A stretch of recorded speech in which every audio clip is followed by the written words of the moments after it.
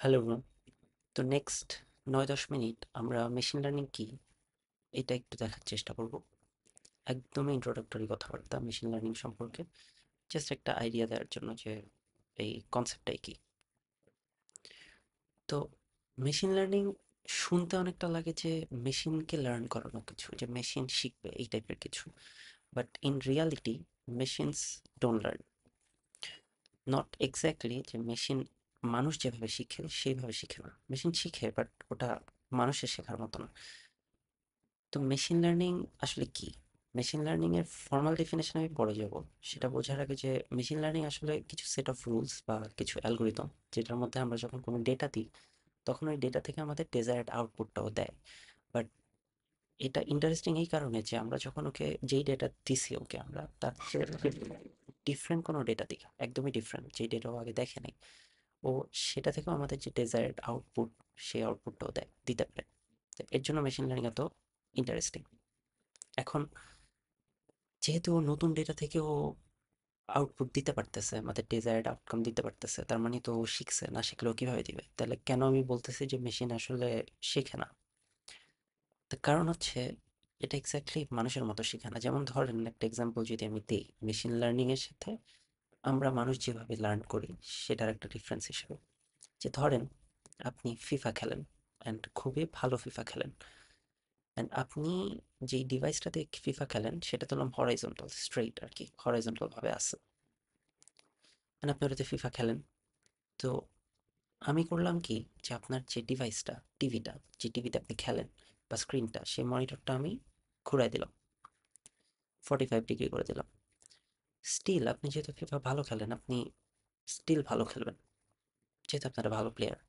কিন্তু মেশিন লার্নিংয়ে মেশিনকে যদি আমি এভাবে লার্ন করাই যে তুমি ফিফা খেলবা স্ট্রেইট স্ক্রিনে, আমি যদি স্ক্রিনটা ঘুরাই দিই তাহলে ও পারবে না খেলতে। এটাই হচ্ছে মেশিন লার্নিং এর সাথে আমাদের যে লার্নিং সেটার ডিফারেন্স। তো তাহলে কেন এটাকে লার্নিং বলতেছে, মেশিন লার্নিং বলতেছে?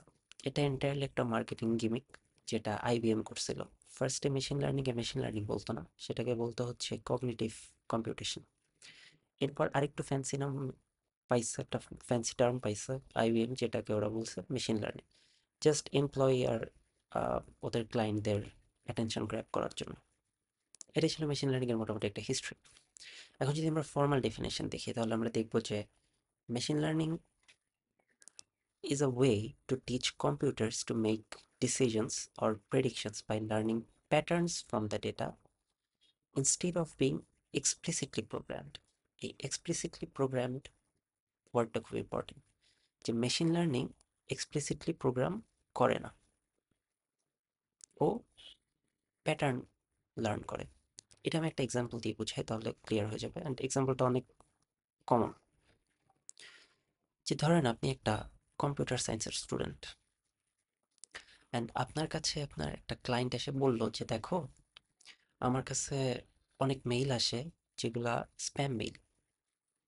তো তুমি আমাকে এমন একটা স্ক্রিপ্ট লিখে দাও বা একটা প্রোগ্রাম বানায় দাও বা একটা সফটওয়্যার বানায় দাও, যে সফটওয়্যারটার কাজ এটা হবে যে ও আমার যে স্প্যামড মেইলগুলো ওগুলো ডিটেক্ট করবে, ডিটেক্ট করে ওইটাকে স্প্যাম ফোল্ডারে নিয়ে যাবে।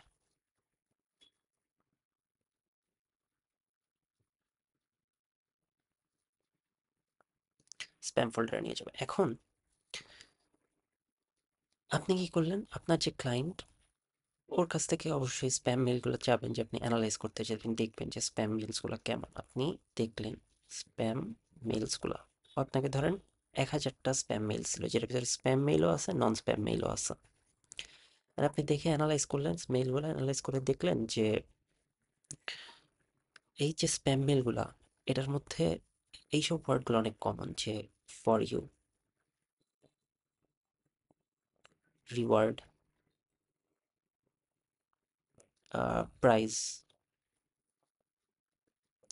মানে আপনি করলেন কি, একটা স্ক্রিপ্ট লিখলেন, যে স্ক্রিপ্টে বলে দিলেন যে এই টাইপের যদি ওয়ার্ডগুলো পাও তাহলে তুমি এটাকে ফ্ল্যাগ করে দিবা, ফ্ল্যাগ অ্যাজ স্প্যাম। অ্যান্ড যারা স্প্যামার ওরা তত বোকা না, ওরা করবে কি, ওয়ার্ড চেঞ্জ করে দিবে পরের মেইলে, যে ফর ইউর এই ফরটাকে ওরা চেঞ্জ করে দিবে ফর, আর ইউটাকে দিল ইউ। এখন আপনি করলেন কি, এটারও কোড করলেন এক্সপ্লিসিটলি যে এটা আসলেও ফ্ল্যাগ করে দিল। এখন স্প্যামার করলো কি আবার এটা করে দিল যে ফর ইউ, এভাবে লিখলো। আপনি এটারও ফ্ল্যাগ করলেন। এখন স্প্যামার করলো কি ফর ইউ লিখলো এভাবে, আপনি এটারও ফ্ল্যাগ করলেন। এখন আপনি চিন্তা করেন যে আপনি যদি কোড করতে চান জিনিসটা এক্সপ্লিসিটলি, যে প্রত্যেকটা প্রবলেমের জন্য একটা একটা লাইন লিখবো, তাহলে আপনার কত লাইন হয়ে যাবে? এটা কি এফিসিয়েন্ট? একদমই না। স্প্যামাররা নতুন নতুন ওয়ে বের করেই ফেলবে। আপনার স্প্যাম মেলস আসলে স্প্যামড হবে না, এত ইজি হবে না আর কি স্প্যাম ডিটেক্ট করা। তো আপনি একটা ডিফারেন্ট অ্যাপ্রোচ ছিলেন। আপনি কি করলেন? আপনি মেশিন লার্নিং ইউজ করলেন। মেশিন লার্নিং অ্যালগোরিদম যেটা কি করবে, আপনি অ্যালগোরিদমের মধ্যে, আমি অ্যালগো লিখলাম, এই যে 1000 মেইল, এই 1000 মেইল একটা ফরম্যাটেড ওয়েতে রাখলেন, যে এই যে ধরলাম এগুলো হচ্ছে মেইল, যেটার পাশে লেখা এটা স্প্যাম, এটা নট স্প্যাম, এটা স্প্যাম, এটা নট স্প্যাম, এটা স্প্যাম, এটা নট স্প্যাম, বা এটা স্প্যাম স্প্যাম নট স্প্যাম, এমন করে 1000টা ইমেল আপনি এই অ্যালগোরিদমকে দিল। এই অ্যালগোরিদম করলো কি, এই মেইলগুলা অ্যানালাইজ করলো, অ্যানালাইজ করে দেখলো যে আচ্ছা স্প্যাম মেইলগুলোর ভিতরে এই criteria common, and not spam মেইলের ভিতরে এই ক্রাইটেরিয়া কমন। এখন ওকে এই অ্যালগোরিদমে যখন আমি একটা নতুন একটা মেইল দিব, তখন ও দেখবে যে এই মেইলের ভিতরে এই মেইলটা কি এই ক্রাইটেরিয়ার মধ্যে পড়ে নাকি এই ক্রাইটেরিয়ার মধ্যে পড়ে।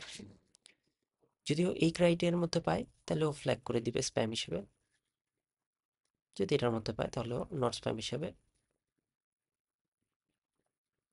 ফ্ল্যাগ করে দিবে, বা নট স্প্যাম হিসেবে তো ফ্ল্যাগ করার পিছনে রেখে দিবে আর কি।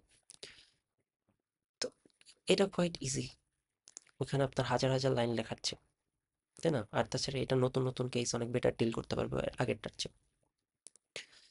এটা হচ্ছে একটা এক্সাম্পল মেশিন লার্নিং এর, যেটাতে আপনার এক্সপ্লিসিটলি প্রোগ্রাম করা লাগবে না। আরো একটা এক্সাম্পল যদি দিই, যে ধরেন আপনি একটা ক্লিনার কিনলেন, যেটা ছোট একটা ডাস্ট ক্লিন করে, বাসায় রুমে ঘুরে ঘুরে ডাস্ট ক্লিন করে, এই ধরেন আপনার রুম।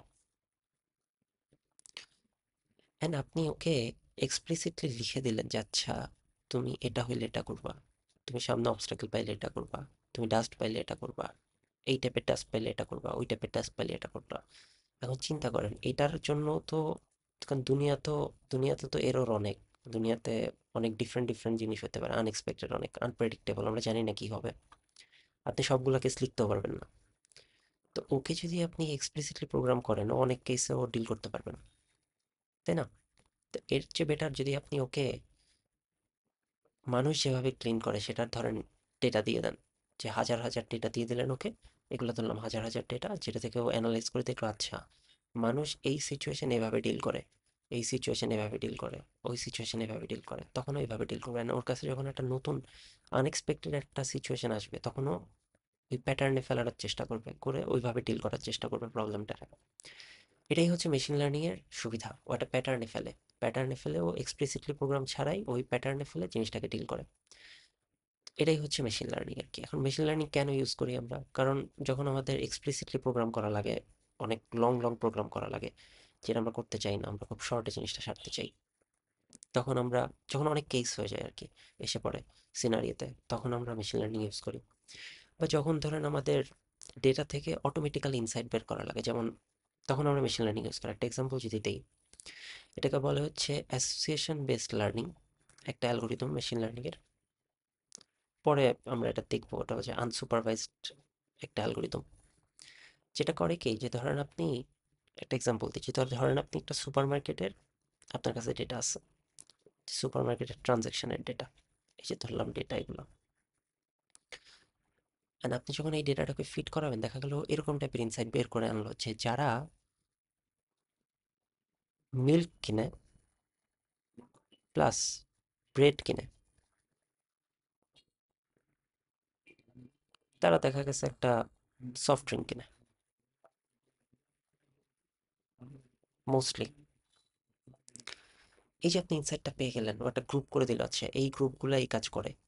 তখন আপনি করলেন কি, আপনার যে সুপার মার্কেট, সেই সুপার মার্কেটের যে শেলফ আছে, যে মিল্ক আর ব্রেডের যে শেলফ, তার পাশে আপনি সফট ড্রিঙ্কের শেলফটা রাখলেন। আপনার সেলসও বেড়ে গেল। এটাকে বলা হচ্ছে অ্যাসোসিয়েশন বেসড লার্নিং বা রুল, যে অ্যালগোরিদমটা আর কি, ওটা এই কাজটা করে। তো এর জন্য আমরা হচ্ছে মেশিন লার্নিং ইউজ করি। তো আই হোপ একটা মোটামুটি আইডিয়া পাওয়া গেছে মেশিন লার্নিং কি। অ্যান্ড ফার্দার আমরা দেখবো যে এটার কেমন, কয় টাইপের মেশিন লার্নিং আছে, তখন জিনিসগুলো ক্লিয়ার হয়ে যাবে। এটা জাস্ট একটা ব্রিফ আইডিয়া মেশিন লার্নিং সম্পর্কে।